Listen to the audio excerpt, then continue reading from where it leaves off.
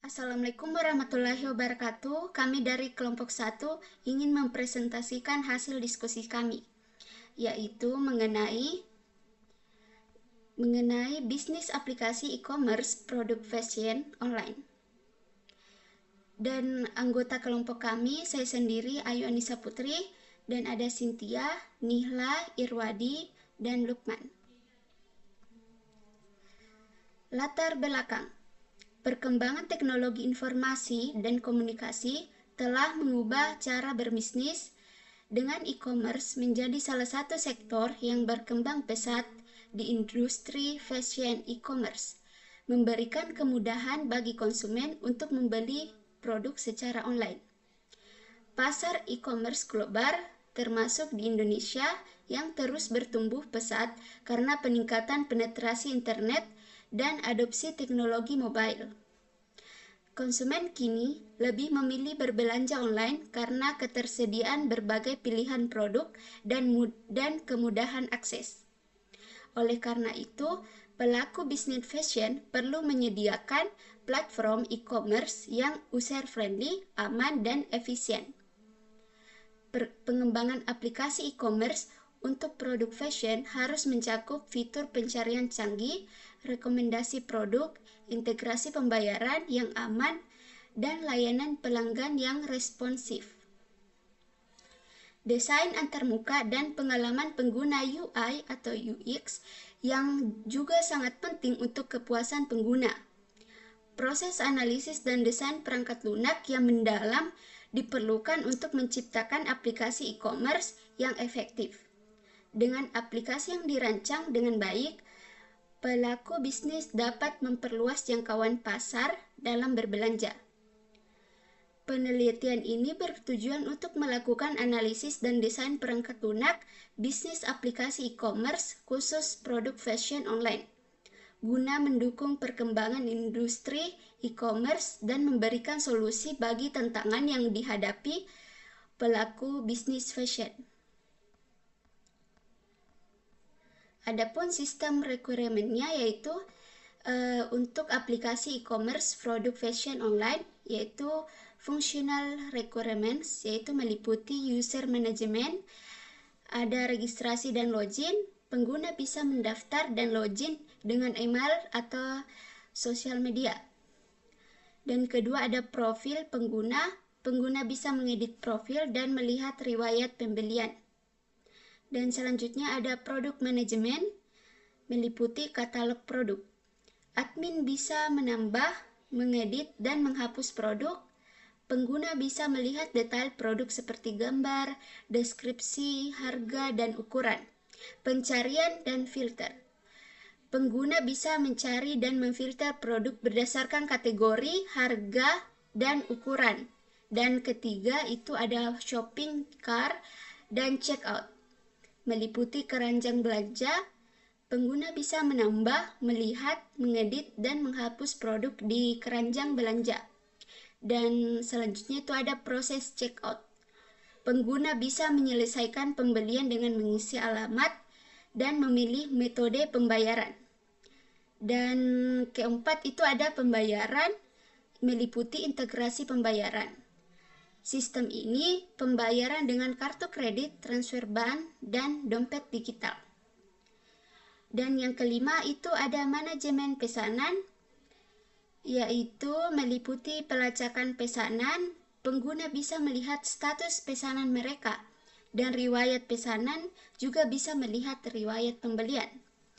Dan keenam itu ada dukungan pelanggan, meliputi pusat bantuan. Pengguna bisa mengakses fax dan menghubungi layanan pelanggan melalui chat atau email. Dan selanjutnya itu ada non-functional requirement. Itu meliputi kinerja, waktu respon, yaitu sistem respon dalam waktu kurang dari 3 detik. Dan kedua itu ada keamanan, meliputi perlindungan data.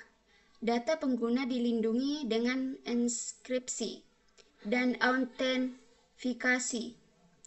Sistem mendukung autentifikasi 2 faktor. Ketiga, kemudahan penggunaan. antarmuka pengguna, desain antarmuka yang intuitif dan responsif untuk berbagai perangkat. Dan keempat itu ada skabilitas, yaitu sistem mampu menangani peningkatan jumlah pengguna dan transaksi. Yaitu yang terakhir ada ketersediaan, uptime, yaitu sistem memiliki ketersediaan sebesar 99%. Sekian. Assalamualaikum warahmatullahi wabarakatuh. Perkenalkan, nama saya Cynthia dengan NIM D0222025. Saya dari kelas Informatika C. Nah, di sini saya akan melanjutkan materi yang telah dibawakan oleh teman kelompok saya sebelumnya. Di sini saya akan membahas mengenai dua diagram, yaitu diagram ERD dan diagram DFD level 0. Nah, dapat kita lihat pada layar. Di sini ada gambar diagram ERD-nya ya. Di sini kita menggunakan 4 entitas, yaitu entitas penjual, barang, pembeli, dan adminnya. Di sini penjual dan pembeli dapat saling berhubungan ketika si penjual ini memiliki barang yang akan dijual kepada pembeli. Tapi ketika tidak ada barang, maka tidak akan ada proses transaksi atau proses jual beli di antara penjual dan pembeli tersebut. Ketika kita melakukan login atau seorang user melakukan login, maka di sini mereka akan memasukkan beberapa ID atau beberapa atribut yang telah disediakan oleh adminnya. Di sini ada beberapa atribut yang telah kami sediakan. Nah, untuk admin sendiri ini berfungsi sebagai, dia perannya itu untuk mengelola sistem secara keseluruhan. Baik, kita masuk pada diagram DFD level 0-nya. Di sini kita mempunyai elemen-elemen yang ada dalam diagram tersebut. Di sini penjualnya dapat melakukan login pada sistem, mengirimkan pesanan, pembayaran, dan memberikan informasi terkait pengguna. Dan sistemnya akan memberikan akses untuk login. Terus sistem akan mengirimkan informasi barang ke penjual, dan sistem akan mengirimkan data pengguna yang relevan ke penjual. Sedangkan admin ini dapat login ke sistem, kemudian sistem akan memberikan laporan atas keseluruhan sistemnya kepada admin. Oke, baik, itu saja yang dapat saya jelaskan. Terima kasih kepada moderator. Di sini saya akan menjelaskan tentang materi tentang DVD level 1. Yang pertama itu, gambar yang kami lampirkan merupakan diagram alir data flow diagram atau DVD yang menggambarkan bagaimana data bergerak melalui sistem. Berikut adalah penjelasan dari setiap elemen dalam diagram tersebut. Elemen-elemen dalam diagram. Yang pertama itu entitas eksternal atau dalam kurung external entities. Admin. Admin merupakan entitas eksternal yang berinteraksi dengan sistem. Admin memberikan informasi dan menerima data dari sistem. Yang kedua, proses atau processes. Login. Proses ini mengelola data login pengguna. Data login digunakan untuk mengakses sistem. Data master. Proses ini mengelola data admin dan data menu. Data master ini digunakan di bagian sistem. Pembelian. Proses ini menangani informasi pembelian. Data pembelian diambil dari master menu. Laporan proses ini menghasilkan berdasarkan pembelian informasi. Laporan dikembalikan ke admin. Yang ketiga, aliran data atau data flows. Info admin, aliran yang berisi informasi dari admin ke sistem. Data login, data yang mengalir dari proses login keluar menunjukkan bahwa pengguna telah berhasil login. Data admin, data yang dikirim dari proses data master keluar berisi informasi admin. Data menu, data yang dikirim dari proses master keluar berisi informasi menu. Info data master, aliran data dari proses data master kembali ke admin berisi informasi tentang data master. Info pembelian, data dari proses pembelian ke admin berisi informasi tentang pembelian. Data pembelian, data yang dikirim dari proses laporan ke proses pembelian digunakan untuk membuat laporan. Info laporan, informasi laporan yang dikirim dari proses ke laporan ke admin. Yang keempat, penyimpanan data atau data storage. Admin, penyimpanan data yang berisi informasi tentang admin. Menu, penyimpanan data yang berisi informasi tentang menu. Pembelian, menyimpan data yang berisi informasi tentang pembelian. Aliran data dalam sistem. Login proses. Admin memasukkan data login, info admin. Data login diproses dan jika valid menghasilkan data login. Data master. Data master proses. Admin mengelola data admin dan data menu. Data admin dan data menu disimpan dan digunakan dalam proses lain. Info data master dikirim kembali ke admin untuk verifikasi atau pengguna lebih lanjut. Untuk pembelian proses, yang pertama itu kita mengambil informasi menu dari data master atau info menu. Yang kedua, proses ini mengelola data pembelian dan menghasilkan info pembelian yang dikirim ke admin. Yang terakhir itu untuk laporan proses. Mengambil data pembelian untuk menghasilkan laporan. Laporan ini kemudian dikirim kembali ke admin sebagai info laporan. Baiklah, untuk DVD level 2 sama seperti yang di atas, yaitu DVD level pertama. Yang pertama itu barang, memasukkan barang, baru barang mengubah barang, menghapus barang. Terus itu barangnya itu mencari dan barang. Penjual, memasukkan penjual. Terus itu penjual mengubah penjual menghapus penjual. Setelah itu penjual mencari atau melihat penjual. Maka sekian dari penjelasan saya, selebihnya akan dilanjut oleh kelompok saya. Baik, terima kasih atas kesempatan yang diberikan kepada saya. Jadi di sini saya akan menjelaskan apa itu use case dan activity diagram, penerapannya di dalam aplikasi e-commerce produk fashion online. Jadi pasti terbenak dalam pikiran kita apa itu use case dan apa itu activity diagram. Jadi use case adalah deskripsi mengenai bagaimana pengguna atau sistem eksternal atau aktor atau pembeli atau konsumen berinteraksi dengan suatu sistem untuk mencapai tujuan tertentu.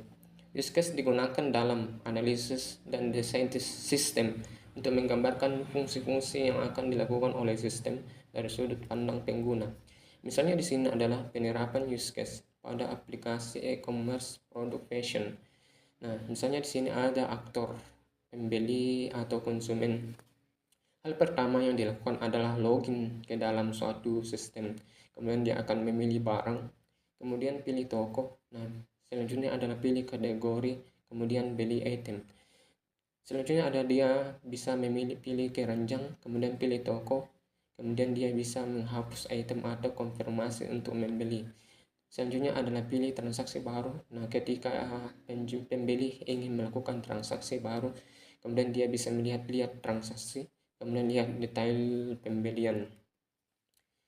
Selanjutnya adalah activity diagram. Nah, activity diagram adalah salah satu jenis diagram yang digunakan dalam Unreal Modeling Language atau disingkat UML untuk menggambarkan alur kerja atau aktivitas dalam suatu sistem.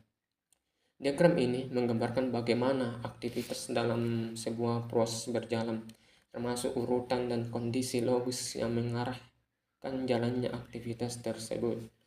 Misalnya di sini adalah penerapan activity diagram pada aplikasi e-commerce produk fashion.